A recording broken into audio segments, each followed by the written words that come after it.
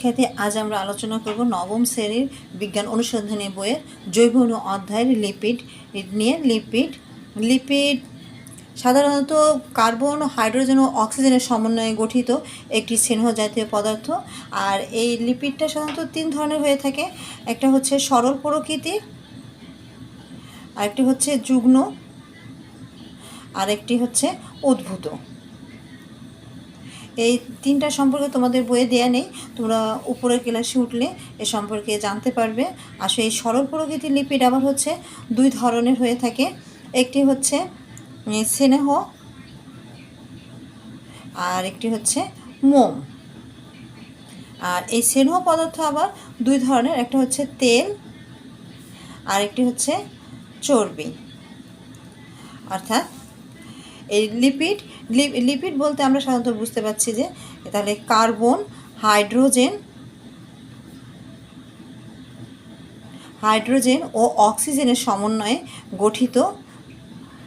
গঠিত একটি স্নেহ জাতীয় পদার্থ। অর্থাৎ তেল এবং চর্বির সমন্বয়ে গঠিতই হচ্ছে লিপিড।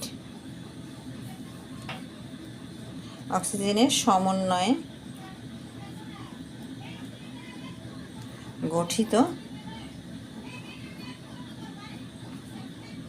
স্নেহ জাতীয় পদার্থ। আর এটি হচ্ছে তোমার লিপিড উদ্ভিদের প্রাণীর দেহের একটা গুরুত্বপূর্ণ জৈব রাসায়নিক কোষে রাসায়নিক পদার্থ হিসাবে থাকে। আর এটা হচ্ছে যখন এটি কোষের গঠন, শক্তি সংরক্ষণ আর তাপ নিয়ন্ত্রণ ও আন্তঃকোষীয় রক্ষায় ভূমিকা রাখে। আন্তঃকোষীয় বলতে আমরা বলতে পারি যে আমাদের দেহের ভিতরে যে কোষগুলো রয়েছে, এই কোষগুলোর মধ্যে তোমার যোগাযোগ রক্ষার ক্ষেত্রেও লিপিড একটি ভূমিকা পালন করে। অর্থাৎ এটি হচ্ছে আমাদের কোষের মধ্যে লিপিড কোষের গঠন, শক্তি সংরক্ষণ,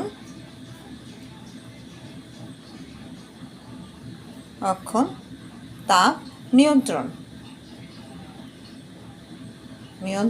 ও আন্তঃকোষীয় রক্ষায় এই লিপিড ভূমিকা পালন করে।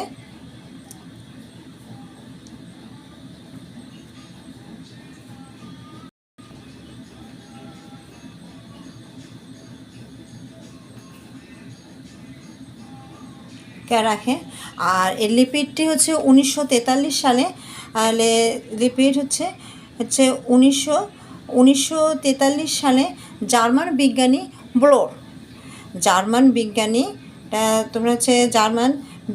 ব্লোর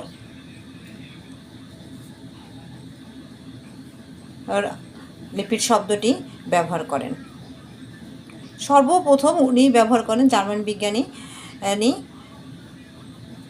আর এটা সাধারণত উদ্ভিদ আর প্রাণীর দেহে তেল ও চর্বি রূপে থাকে। প্রথমে বলা হচ্ছে যে লিপিড হচ্ছে স্নেহ জাতীয় পদার্থ।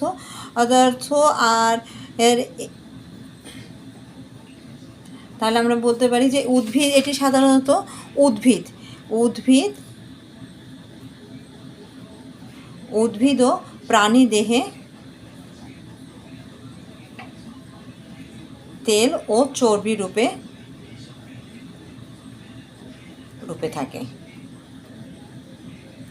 এছাড়া লিপিড হচ্ছে পানিতে অদ্রবণীয়। তবে ইথার, অ্যালকোহল তোমাদের বইয়ে দেখি আমাদের কি দেয়া আছে। আমাদের বইয়ে দেয়া আছে হচ্ছে লিপিড। দেখো, লিপিড পানিতে অদ্রবণীয়। তবে ইথার, অ্যালকোহল, বেনজিন, ক্লোরোফর্ম ইত্যাদি অ্যাসিটন, পেট্রোলিয়াম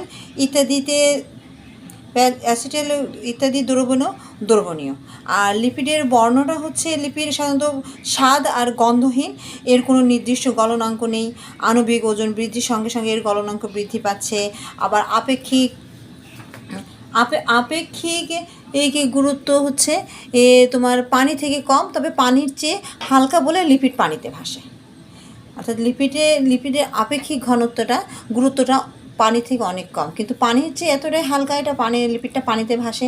আর সাধারণত সাধারণ উষ্ণতায় কিছু লিপিড তরল, আবার কিছু লিপিড কঠিন।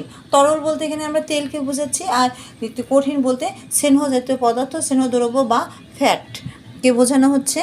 আর এটাকে তরল অবস্থায় থাকে। আর তাছাড়া আমরা যখন করোনা ভাইরাসে আক্রান্ত হয়েছিলাম তখন দেখো এই লিপিড, তোমাদের বইয়ে এরকম একটি চিত্র দেওয়া আছে।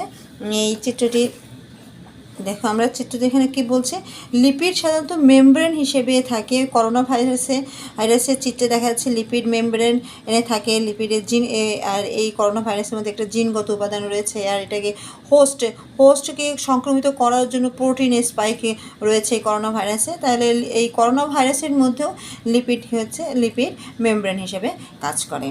এখন আসো লিপিড আর কি করে। আমাদের লিপিড হচ্ছে হাইড্রোফোবিক হওয়ার কারণে এটা কোষের মেমব্রেন হিসেবে কাজ করে। তোমরা করোনা ভাইরাসের চিত্রটাতে এখানে দেখেছো। আর পৃথিবীব্যাপী করোনার জন্য অতি মহামারীতে এই লিপিড থাকার কারণে সাবান, জীবাণুনাশক, কিছু অ্যালকোহল দিয়ে খুব সহজেই ভাইরাসটির মেমব্রেন ভেদ করে তাকে অকার্যকর করা সম্ভব ছিল। তাই কোভিড অতিমারি চলাকালীন স্বাস্থ্য সুরক্ষার জন্য আমরা সাবান আর স্যানিটাইজেশন অর্থাৎ জীবাণুনাশক দিয়ে হাত সবসময় পরিষ্কার করার জন্য অতিরিক্তভাবে গুরুত্ব দেওয়া হয়েছিল। এখন আসো লিপিডের কী কী কাজ। যে লিপিড তোমাদের বইয়ে দিয়েছে, লিপিড প্রোটিনের সঙ্গে যুক্ত হয়ে লিপোপ্রোটিন গঠন করে, যেটি শক্তি উৎপাদন প্রক্রিয়ার সঙ্গে জড়িত। আর ফসফোলিপিডের নামে এক ধরনের লিপিড বিভিন্ন মেমব্রেন গঠন উপাদান হিসেবে কাজ করে। আর উদ্ভিদের সালোক সংশ্লেষণ প্রক্রিয়ায় এক ধরনের লিপিড বিশেষ ভূমিকা পালন করে। চর্বি ও তেল জাতীয় লিপিড উদ্ভিদ দেহে খাদ্য হিসেবে জমা থাকে। তেল বীজের অঙ্কুরোদ্গমের সময় লিপিড খাদ্যরূপে গৃহীত হয়। আর মোম, আমি আগেই বলেছি লিপিডে যে 4 প্রকার রয়েছে, তার মধ্যে যে সরলের আবার 2 প্রকার, তাই সেখানে তোমরা মোমের এটা পাবে। সেই মোম জাতীয় লিপিড পাতার বহিরাবরণের স্তর সৃষ্টি করে অতিরিক্ত প্রস্বেদন রোধ করে। আর বিভিন্ন পোকা মাকড়ের আক্রমণ থেকেও উদ্ভিদকে রক্ষা করে। অর্থাৎ তাহলে আমরা পাচ্ছি যে লিপিড হচ্ছে 3 ধরনের। একটি হচ্ছে সরল, যুগ্ম, উদ্ভূত আর স্নেহ ও সরল হচ্ছে 2 প্রকার, একটা হচ্ছে স্নেহ আর একটি মোম। আর এই স্নেহ আর 2 ধরনের হয়ে থাকে তেল ও চর্বি জাতীয়। চর্বি এই উদ্ভিদের এই লিপিডের মেন হচ্ছে স্নেহ জাতীয় পদার্থ নিয়ে, অর্থাৎ এটা উদ্ভিদ আর প্রাণী দেহেই তেল ও চর্বি রূপে হয়ে থাকে। সুপ্রিয় শিক্ষার্থী, এই ছিল আমাদের আজকের আলোচ্য বিষয়। আমাদের অসংখ্য ধন্যবাদ।